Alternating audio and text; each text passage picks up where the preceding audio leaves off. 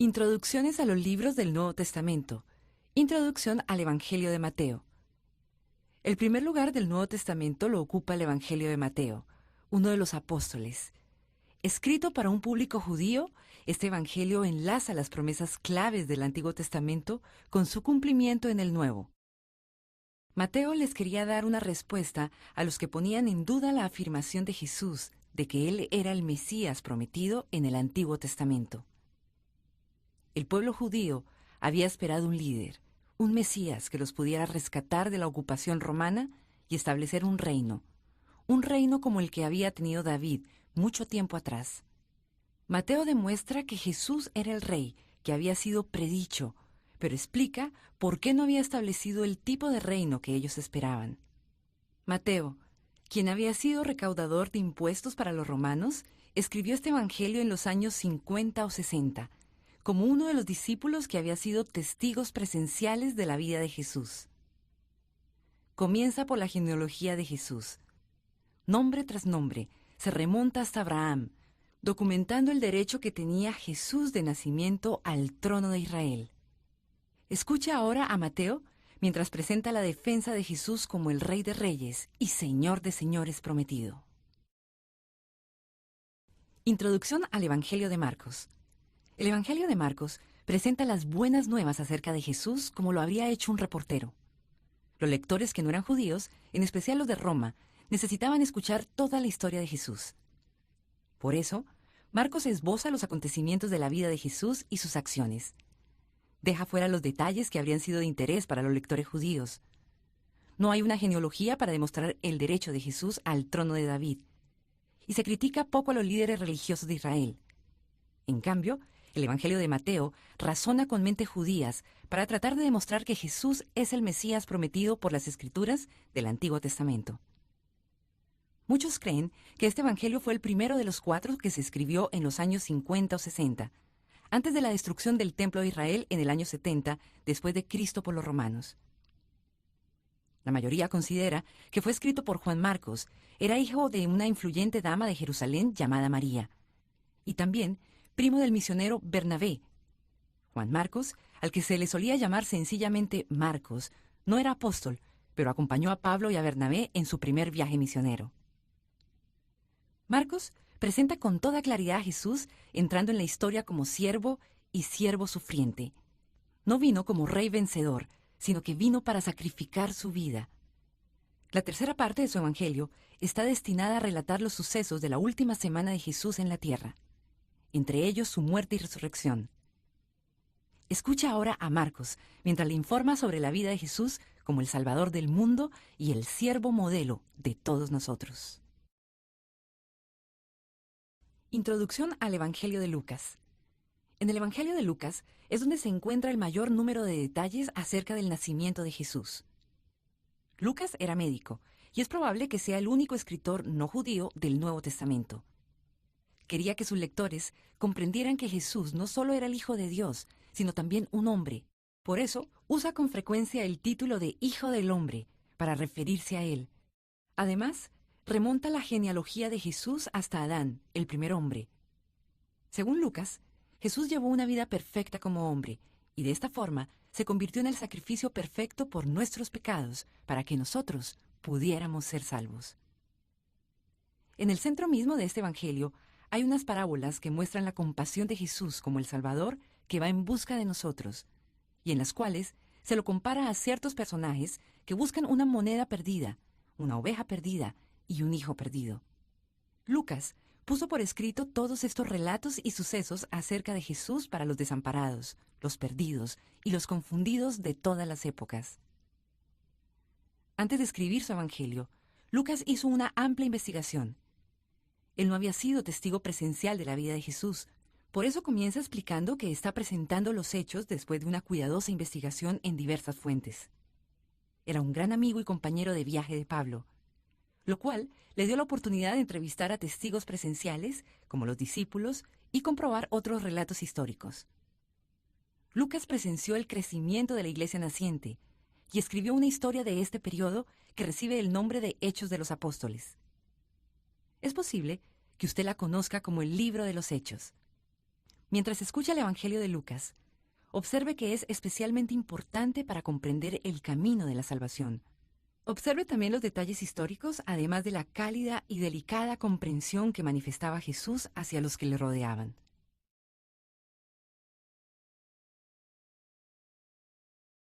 Introducción al Evangelio de Juan. Llegamos ahora al Evangelio de Juan. Este Evangelio, el cuarto y último, constituye una poderosa argumentación sobre el hecho de que el Creador se convirtió en parte de su propia creación. Decir que Dios vino a la tierra tomando carne y hueso es algo que necesita una explicación.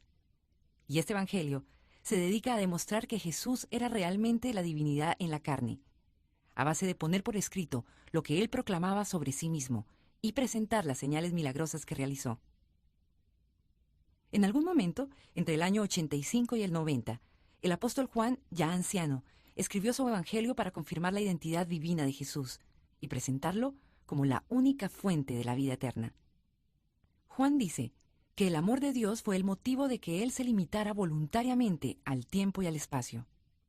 Jesús, como hombre que también era Dios, hasta creció en edad y estuvo sometido a la enfermedad y a la muerte como cualquiera de nosotros. Pero Juan quería que supiéramos lo que él había visto. Juan había visto a Dios en la carne. En todos los capítulos se revela a Jesús como Dios. Juan escogió 8 señales o milagros que demuestran la naturaleza divina de Jesús.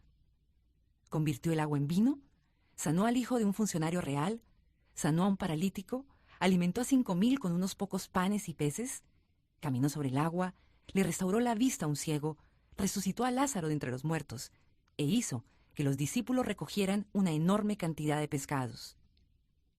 Ahora bien, más allá de estos milagros, la mayor de todas las señales sobrenaturales fue su propia resurrección, y Juan nos presenta un conmovedor relato suyo como testigo presencial, en el cual los discípulos encuentran la tumba vacía. Después, presenta una lista de los testigos que vieron a Jesús después de resucitado. Observe cómo estas señales confirman las palabras del propio Jesús cuando dice: «Yo soy el pan de vida, la luz del mundo, la puerta, la resurrección, la vid y también el camino, la verdad y la vida». Ahora, mientras escucha, observe en palabras del propio Juan cuál es su propósito al hablarnos de Jesús. Esto es lo que dice Juan: «Pero estas se han escrito para que ustedes crean que Jesús es el Cristo, el Hijo de Dios, y para que al creer en su nombre tengan vida». Introducción al libro de los Hechos. Llegamos ahora al libro del Nuevo Testamento que nos relata lo que le sucedió a los seguidores de Jesús después de que él regresó al cielo. Por lo general, se le llama sencillamente Hechos. Algunas veces se le llama Hechos de los Apóstoles, a causa de la actuación de estos. Y también hay quien lo llaman Hechos del Espíritu Santo, porque enseña acerca de la venida y la obra del Espíritu de Dios después de la resurrección de Jesús. Así que, a partir del momento de la resurrección de Jesús, el libro de los Hechos nos cuenta la historia de los 30 años siguientes, tan notables dentro del ministerio de la Iglesia naciente en el mundo del siglo I. Después de regresar al cielo, Jesús envió al Espíritu Santo, quien vino a prender una llama de fe que se esparciría por el mundo entero y que sigue ardiendo constantemente en el corazón de los suyos hoy en día. Hechos recoge la forma en que vino el Espíritu Santo y formó con los seguidores de Jesús un nuevo organismo llamado la Iglesia. Llenos del poder del Espíritu, un pequeño grupo de discípulos llevaron la antorcha de la fe por todo el Imperio Romano. Predicaron, enseñaron, sanaron y manifestaron el amor de Cristo en sinagogas, escuelas, hogares, plazas de mercado y tribunales, y también en las calles, las colinas, los barcos y los caminos. Donde quiera que Dios los enviaba, las vidas y el curso de la historia quedaban transformados. Los viajes misioneros del apóstol Pablo se hallan documentados en Hechos, y Pablo fue el que escribió numerosas cartas dirigidas a las nuevas iglesias que se establecieron durante este periodo de crecimiento. La mayoría de estas cartas han sido conservadas para nosotros en el Nuevo Testamento. Se suele pensar que entre el año 61 y el 63, el escritor del Evangelio de Lucas también escribió Hechos como continuación del mismo, con el fin de seguir documentando los importantes sucesos y asuntos que se presentaron durante este periodo de transición entre la partida de Cristo y la consolidación de la fe. De hecho, los versículos iniciales de Hechos mencionan la introducción del Evangelio de Lucas.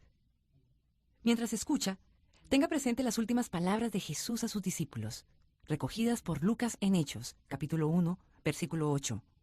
Pero cuando venga el Espíritu Santo sobre ustedes, recibirán poder, y serán mis testigos tanto en Jerusalén como en toda Judea y Samaria, y hasta los confines de la tierra. Introducción a Romanos. La epístola a los Romanos es una carta enviada a la joven iglesia de Roma.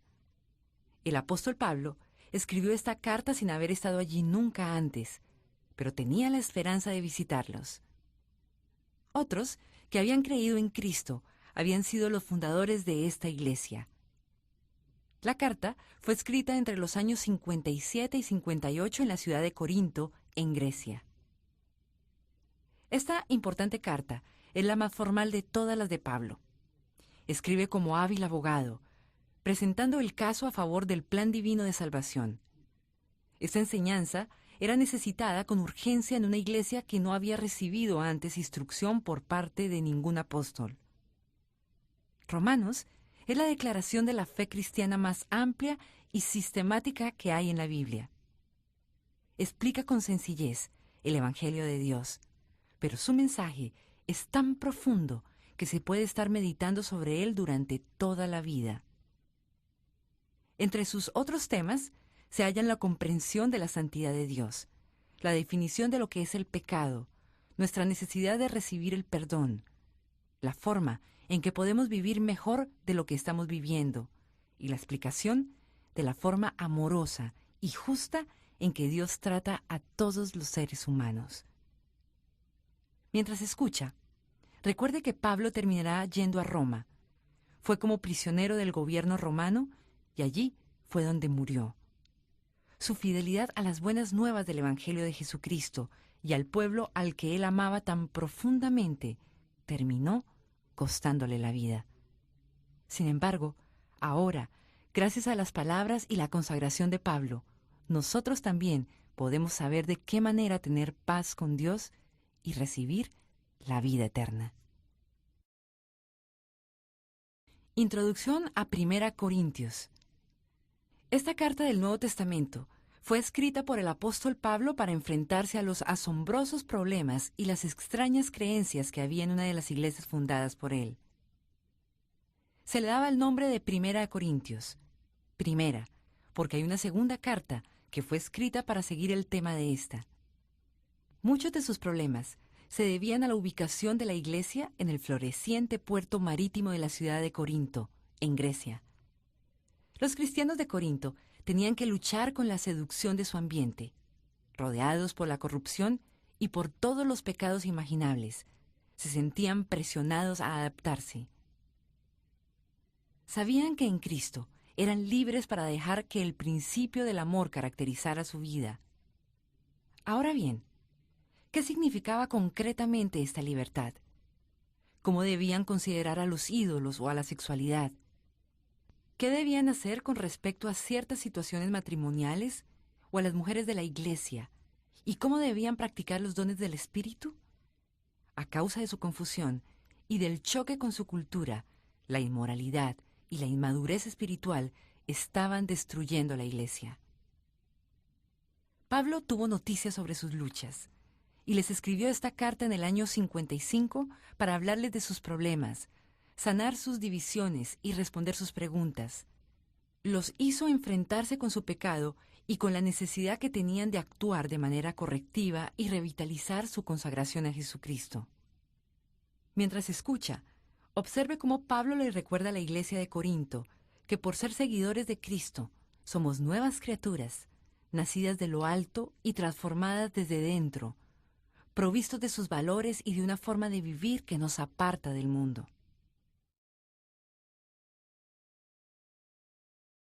Introducción a 2 Corintios. Esta es la segunda de las cartas que tenemos dirigidas a la iglesia de Corinto, en Grecia. Por eso es llamada 2 Corintios. Poco después de haberle escrito a la joven y aturdida iglesia de Corinto, Pablo necesitó escribirle de nuevo. Los había visitado, se había comunicado con ellos después de haber escrito su primera carta. Había sabido que muchos de ellos habían tomado en serio sus palabras. Pero ahora, alrededor de los años 55 o 56, les escribe para dirigirse a algunos de la iglesia que estaban tratando de desorientar al pueblo de Dios. Estos falsos maestros estaban desafiando la autoridad de Pablo como apóstol e incluso poniendo en tela de juicio su honradez con el dinero que había recogido para los creyentes necesitados de Jerusalén. Debido a estas acusaciones, Pablo defiende sus acciones y su autoridad, dándoles muchos detalles acerca de su vida.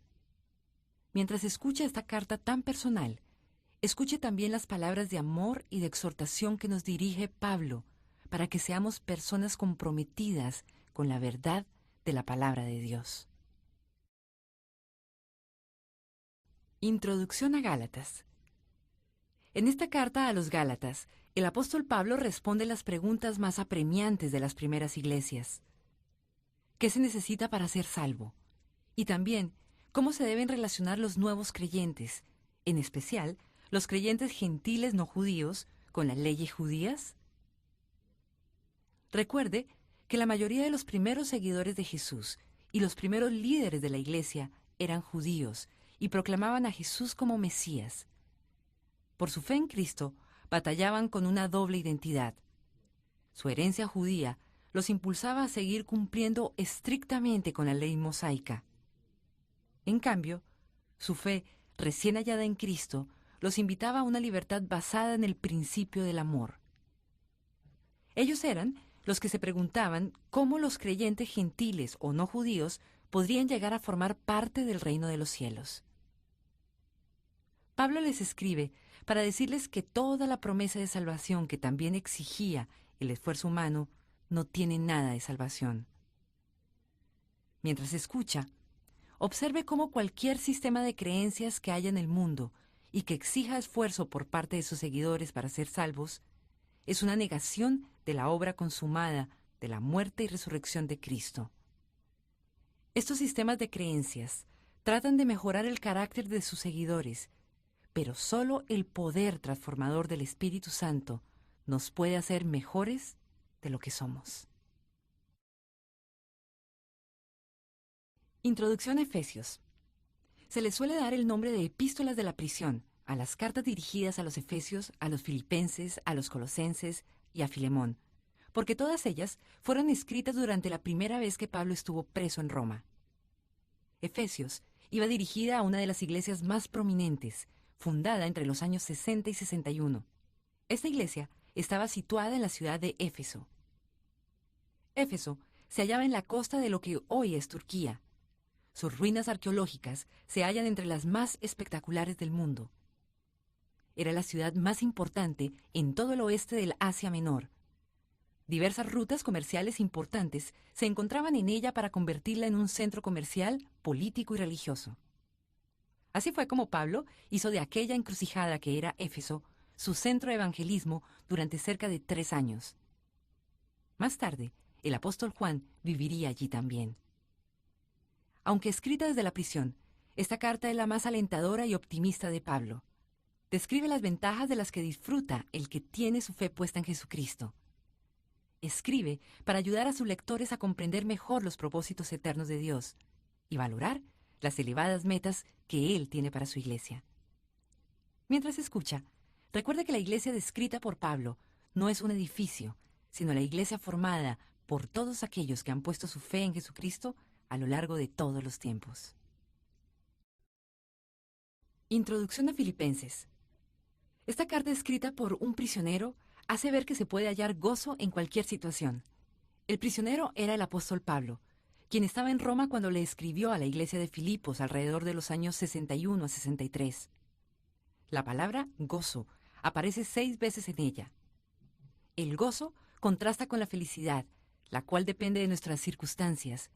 Por eso lo presenta como la callada y tranquila seguridad de que contamos con el amor y la actuación de Dios en nuestra vida, pase lo que pase. La iglesia de Filipos fue la primera que se fundó en el continente europeo. Esta ciudad aún sigue en pie en Grecia. Las palabras dirigidas en la antigüedad a esta iglesia siguen siendo tan útiles hoy como entonces. El orgullo le roba el gozo a la persona o a la iglesia. Por eso Pablo les advierte que no adopten una actitud en la que solo busquen su propio provecho. Mientras escucha, note en especial la forma en que Pablo pone en alto el ejemplo de humildad dado por Jesús cuando dejó a un lado sus prerrogativas divinas por nosotros. Después, reciba el gozo que se produce al compartir el anhelo de Pablo cuando decía: «Todo lo considero pérdida por razón del incomparable valor de conocer a Cristo Jesús, mi Señor». Introducción a Colosenses. La epístola a los Colosenses es otra de las escritas por el apóstol Pablo mientras se hallaba prisionero en Roma. Entre los años 60 y 61, Pablo le escribió a la iglesia de Colosas, lugar situado en el Asia Menor, o sea, lo que hoy conocemos como Turquía. La preocupación de Pablo en esta carta parece proceder del hecho de que unos falsos maestros estaban combinando con las verdades bíblicas unas ideas procedentes de otras filosofías y religiones. Esto dio por consecuencia una herejía que hacía resaltar unos conocimientos especiales y negaba que Jesús fuera Dios y Salvador. Para combatir este error, Pablo insistió en la divinidad de Jesús, su conexión con Dios Padre y su sacrificio en la cruz por el pecado. Mientras escucha, trate de comprender lo importante que es un pensamiento correcto que tenga por fundamento la palabra de Dios, y también lo importante que es el sacrificio de Jesucristo. Observe cómo la fe en Cristo asegura la salvación de la persona y le proporciona poder para vivir. Note además el contraste que existe entre enfocar la vida con fe en Cristo y tener alguna otra manera de enfocarla que trate de añadirle algo a lo que Jesús ha hecho. Esto sigue sucediendo hoy. Introducción a Primera de Tesalonicenses. Escrita al principio del ministerio de Pablo, alrededor del año 51, Primera de Tesalonicenses fue dirigida, al igual que otra carta posterior, a la iglesia tesalónica, ciudad situada en Grecia. Este fue el segundo lugar donde el apóstol Pablo predicó el Evangelio en Europa. Pablo se vio obligado a marcharse de aquella ciudad a causa de la hostilidad de algunos de los judíos que vivían en ella. Los recién convertidos se habían quedado con poco apoyo y en medio de una persecución creciente. Por eso, Pablo les escribió para darles ánimo en medio de sus pruebas. Habían salido de religiones paganas y por eso los instruyó en lo que es una vida santa. También quería darles seguridad acerca del futuro de los creyentes que mueran antes que Jesús regrese tal como prometió que haría. Note que en gran parte, el aliento que Pablo les da procede de la esperanza del regreso de Cristo, que menciona en todos los capítulos. El hecho de saber que Cristo viene ayuda a todos los creyentes cargados de aflicción y abrumados por el pesar. Introducción a Segunda de Tesalonicenses. Como Primera de Tesalonicenses, Segunda de Tesalonicenses fue escrita para la iglesia de Tesalónica y se hizo necesaria porque algunos habían comprendido mal las enseñanzas de Pablo acerca de los terribles acontecimientos que acompañarán al día del Señor en el futuro. Algunos pensaban que el juicio de Dios ya había comenzado. Muchos estaban confundidos en cuanto al momento en que Cristo volvería. De hecho, algunos habían dejado de trabajar a causa de esta confusión. Por eso, Pablo les respondió con rapidez a aquella joven iglesia. Mientras escucha Segunda de Tesalonicenses, piensen que el regreso de Cristo es real y en la forma en que debe vivir hasta que llegue ese día. Introducción a Primera de Timoteo. Pablo escribió la carta que llamamos Primera de Timoteo entre los años 63 y 66, inmediatamente antes de su prisión final en Roma. Él escogía hombres jóvenes, como Timoteo, para que llevaran adelante la obra, y le estaba enviando esta carta como una especie de manual de liderazgo y administrativo. Timoteo es el primer creyente de segunda generación que se menciona en el Nuevo Testamento. Ahora, siendo un joven líder, Timoteo se enfrentaba a toda clase de presiones, conflictos y desafíos por parte de la iglesia y de la cultura que lo rodeaba. Por eso, Pablo le envió esta carta que es muy personal.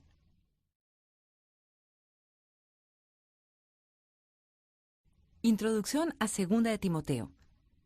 Segunda de Timoteo, escrita por Pablo inmediatamente antes de su muerte, le presenta sus pensamientos finales a Timoteo, su joven hijo en la fe.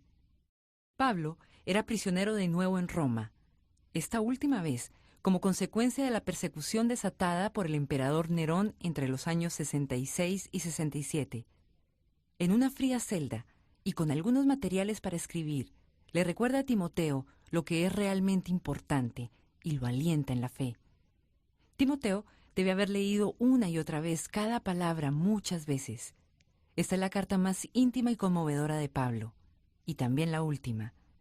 La tradición sostiene que Pablo fue decapitado cerca de Roma. Introducción a Tito. Otra carta escrita a una persona en particular que fue incluida en el Nuevo Testamento es la carta a Tito. En algún momento, entre los años 63 y 66, Pablo le escribió a Tito, uno de sus convertidos griegos.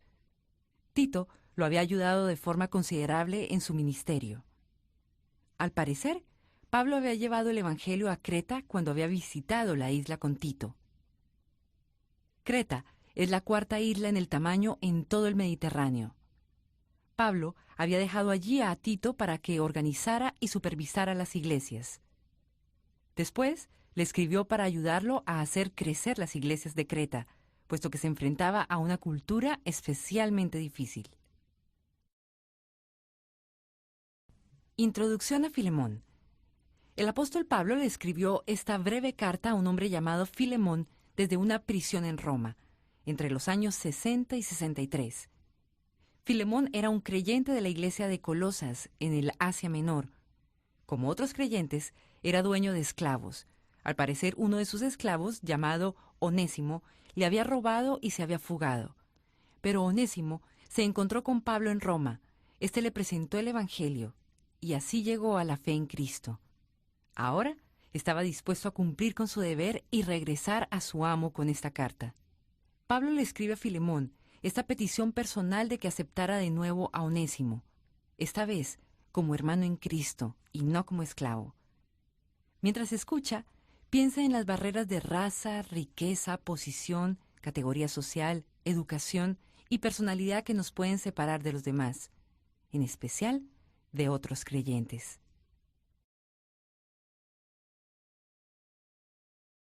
Introducción a Hebreos. La Epístola a los Hebreos es un documento magistral dirigido a judíos del siglo I que estaban evaluando la persona de Jesús o luchando con esta nueva fe. El judaísmo expresaba una adoración y entrega a Dios reales. Los mandamientos y ritos, así como los profetas, describían las promesas de Dios y revelaban el camino al perdón y la salvación. Sin embargo, se necesitaba comprender que cuando vino Jesucristo, vino para cumplir la ley y los profetas, vencer al pecado, destruir todas las barreras entre el ser humano y Dios, y proporcionarles gratis la vida eterna a todos los que crean en Él. Este mensaje era difícil de aceptar para muchos judíos. Aunque habían estado esperando al Mesías durante siglos, se les hacía duro cambiar sus ideas y sus formas tradicionales de adoración. Estos capítulos explican detalladamente que Jesús llena las esperanzas de Israel, que es el sumo sacerdote superior y que Él basta para nuestra salvación. Es interesante que no sepamos quién escribió la epístola a los Hebreos, aunque sí sabemos que fue escrita antes del año 70, en el cual fueron destruidos Jerusalén y el templo, lo cual causó el fin del sistema judío de sacrificios. Mientras escucha, pregúntese si vive de acuerdo con la idea de que Jesucristo es mejor que cualquier otra cosa en la que pudiera centrar su vida. Introducción a Santiago. Muchos piensan que la epístola de Santiago fue escrita por Santiago, el medio hermano de Jesús. Al principio, Santiago no creyó en él e incluso lo desafió. Más tarde, se convirtió en uno de los líderes del recién formado grupo de creyentes llamado Iglesia. La epístola de Santiago fue uno de los primeros libros del Nuevo Testamento que se escribieron, se piensa que en algún momento entre los años 45 y 50. Santiago se dirige a estos primeros seguidores judíos de Jesús, que se habían esparcido por todo el mundo del Mediterráneo a causa de la persecución. En el ambiente hostil que los rodeaba, se sentían tentados a limitarse a decir que tenían fe, pero sin manifestar que significaría algo en su manera de vivir. Santiago les dice llanamente que la fe genuina produce buenas obras. Escucha ahora estas útiles palabras acerca de la fe auténtica. Introducción a Primera de Pedro. El apóstol Pedro escribió el texto que usted está a punto de escuchar, mientras se hallaba en Roma en el año 63 o 64. Al escuchar sus palabras, tenga presente que Pedro sabía lo que significaba negar a Jesús, soportar castigos físicos, recibir amenazas, y pronto sería martirizado por su lealtad a Cristo. También había visto cómo morirían sus amigos y la iglesia se dispersaba. Pero él conocía a Cristo, y nada podría sacudir su confianza en su Señor resucitado. Por eso, le escribió a la iglesia sufriente que se hallaba esparcida por todo el mundo romano. Consuela a los creyentes con la esperanza de la vida eterna y los exhorta a llevar una vida santa y leal a Cristo.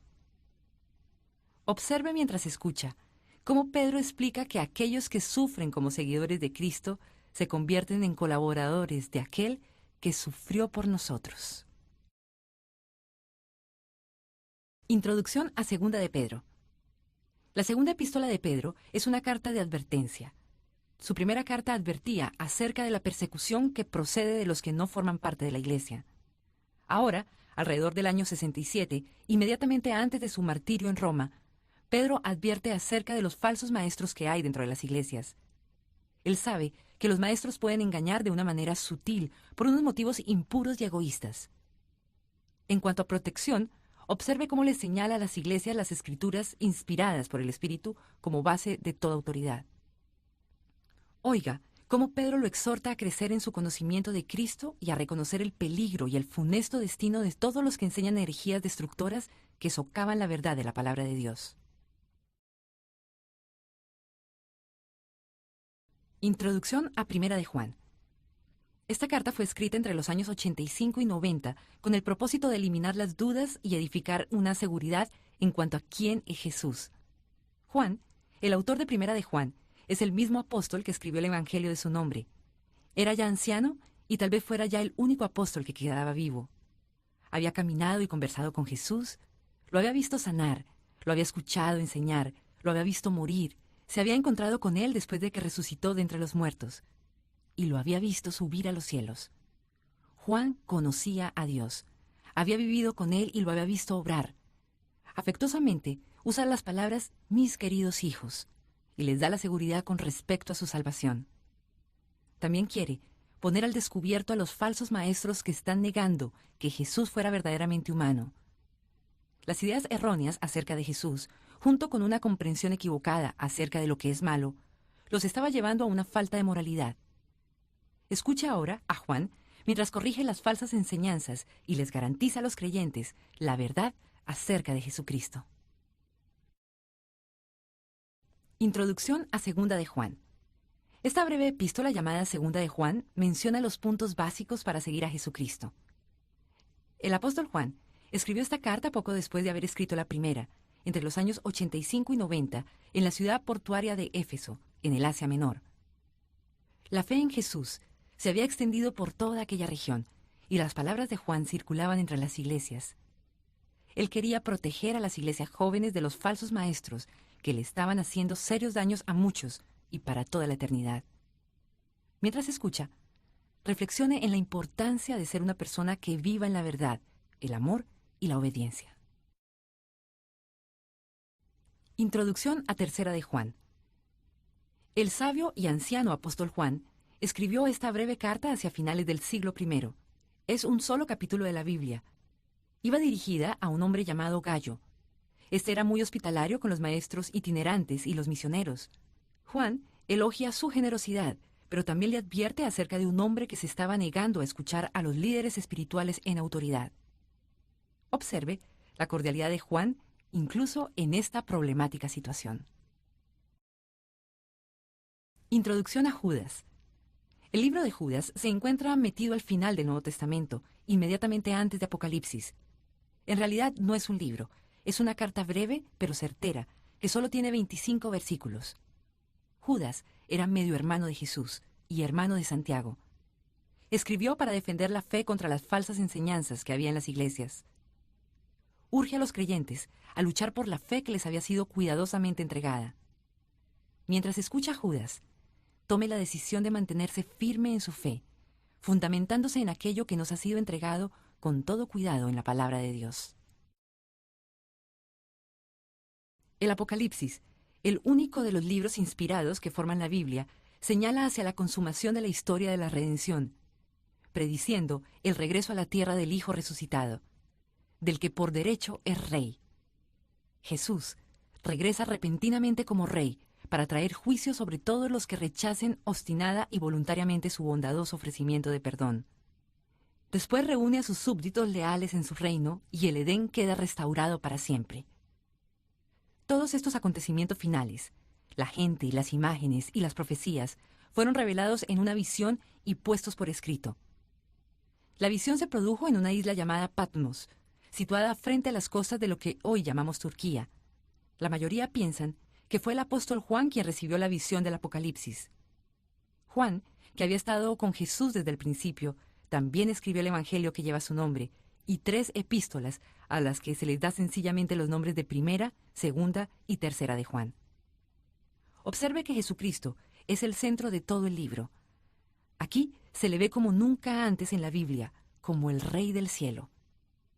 El libro comienza describiendo la visión que Dios le dio a Juan como la revelación de Jesucristo. Después de esto, Juan recoge mensajes concretos de Jesús para 7 iglesias del Asia Menor. De repente, la escena pasa a unas imágenes dramáticas y majestuosas, entre las que está incluido Jesucristo como Cordero inmolado y único digno de ser adorado. A continuación, hay una serie de visiones que describen la forma en que se levantará la maldad y el anticristo en el futuro. Después, Juan describe la victoria de Jesús, el Rey de Reyes, el banquete de bodas de Jesús y su esposa, el juicio final del mal y la llegada de un nuevo cielo y una nueva tierra. El Apocalipsis termina con la promesa de que Cristo volverá pronto. Entonces Juan suplica: «Ven, Señor Jesús». Mientras escucha, vaya siguiendo el panorama del plan de Dios. Esté atento mientras Cristo advierte a las iglesias acerca de las cosas que nos impiden tener una relación con Él. Siéntase lleno de esperanza al saber que Dios es quien tiene el control de todo, que la victoria final de Cristo está asegurada y que todos los que confíen en Él serán salvos.